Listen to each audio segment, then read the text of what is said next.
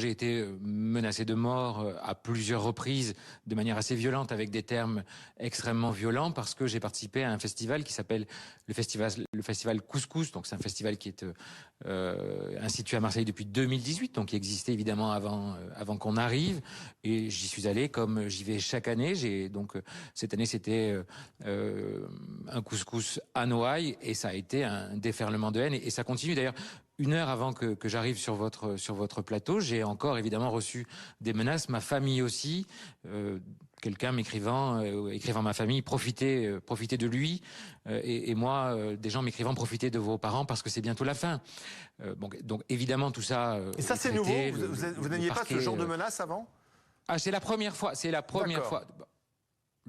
Le ministre de l'Intérieur m'avait demandé, Gérald Darmanin, le ministre de l'époque m'avait demandé, est-ce que toi tu te sens en danger, ou est-ce que tu as besoin d'une protection policière, parce qu'il y a des élus qui en ont. Et pour vous dire vrai, je ne me suis jamais senti en danger d'ailleurs, mais je ne me sens pas en danger, je n'ai absolument pas peur, ces gens-là ne me font pas reculer. Je crois comprendre d'ailleurs qu'il y a peu de Marseillais dans ce genre de personnes.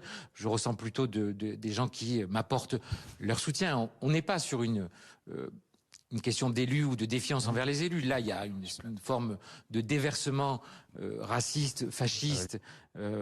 Tout y passe, à mon endroit, parce que j'ai participé à un festival de couscous.